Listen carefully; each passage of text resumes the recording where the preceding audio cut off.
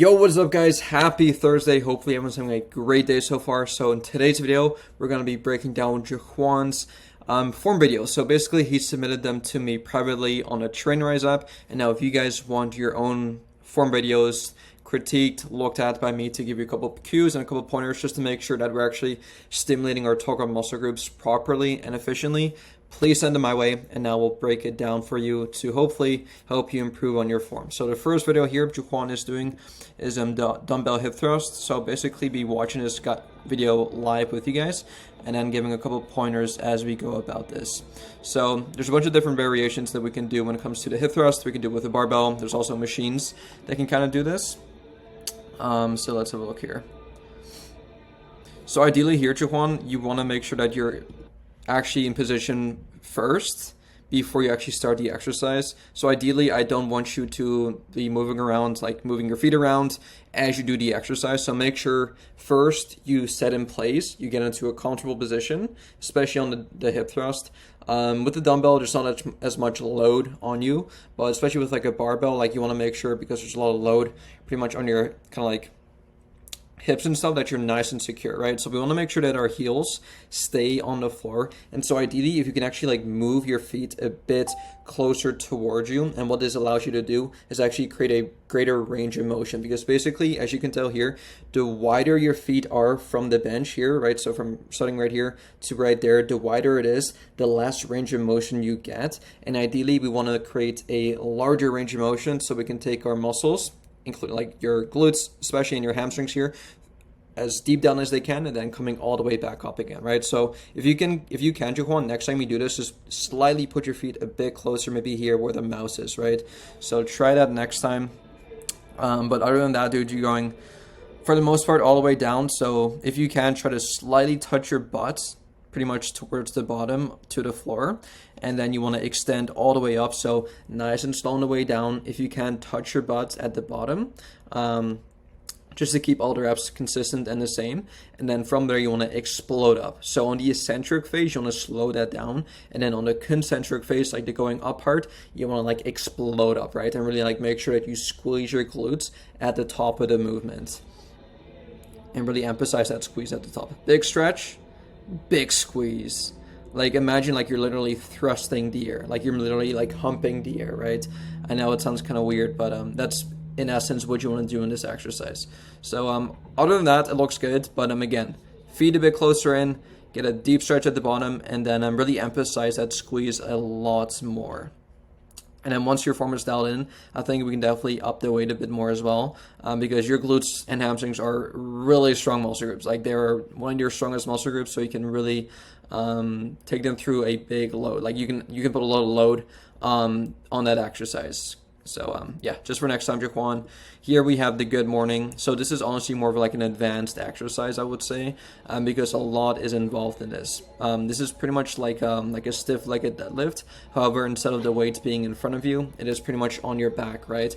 So what I want you to focus on before we even look into your form is, number one, you want to have a slight bend in your knees, which you already have here, which is awesome. And then throughout the entire exercise, you want to make sure that you puff your chest outwards instead of giving it inwards. Puff it outwards, right? And this will kind of like help keep your back nice and flat as well, instead of like having it round over as you go down, right? So this looks awesome. Your back is pretty much nice and flat. Your pelvis, you have a slight tilt in your pelvis, which is also awesome. Or anterior tilted pelvis, basically. So yeah, that looks awesome. Butt is slightly sticking outwards, slight bend in the knees, and then you pretty much want to, again, nice and slow on the way down, the eccentric phase, especially on this exercise, because you don't want to like drop the way down and then come up again. That's obviously not ideal, so really make sure that you control on the way down, and you should, at the bottom, like the deeper you get, the deeper of its stretch you should really feel in your hamstrings. Go as deep down as you can here, right? Because once you, like, let's say your back is here, once you go down beyond a certain point, you'll notice that your kind of like back and lower back starts to like cave in and starts to round the deeper you get. So I want to make sure that you go as deep down as you can while maintaining proper form and a nice and flat back. And again, making sure that you have a big kind of like, sorry, my mic just went off. Making sure that we have like a deep stretch in the hamstrings. So deep down as you can. That looks awesome. That looks great. That looks great. That was a great range of motion right there. And then exploding up. Yeah, this looks great. I can feel the stretch in my hamstrings just by watching this. This looks awesome. Jaquan, this looks great. Really good job. Perfect. Yeah, that looks really good. And yeah, no, that looks fine. That looks good. And then last one here, I think, is the Smith machine squat. So let's have a look at this.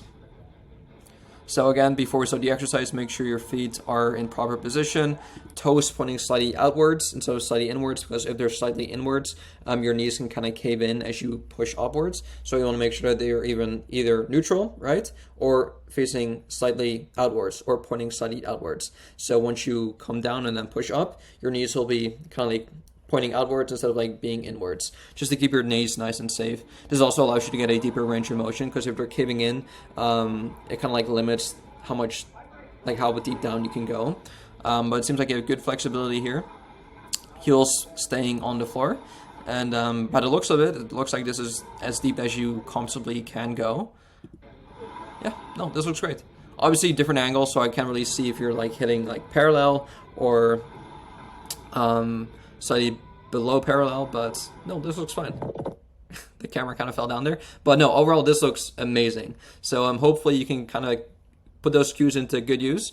And so next time you do this, keep those cues and pointers in the back of your mind. But just a reminder, guys, just like with any other thing you do in life, the more of it you do, the better at it you get. But it's also really important to get feedback, because you don't want to constantly keep doing the same thing with improper form, right? Because we can also practice the wrong technique and the wrong form, which is not what we want. So once our technique is dialed in, it's just practice, constantly getting feedback from your coach to make sure that we're actually using it properly. And one also great sign is that if you actually feel the muscle group being hit, like let's say you're doing dumbbell curls, and as soon as you drop the dumbbell, it's like, okay, I feel everything in my bicep. That is a great sign that you're actually stimulating the target muscle group. And also if you feel sore the next day, definitely is a good sign that you actually hit your target muscle group efficiently. So that's all that I have for you guys in this video. Hopefully that all made sense, and I'll see y'all soon. Peace. Now, if you want to be around a community of like-minded people just like yourself who will educate you, motivate you, and inspire you to absolutely demolish your health and fitness goals,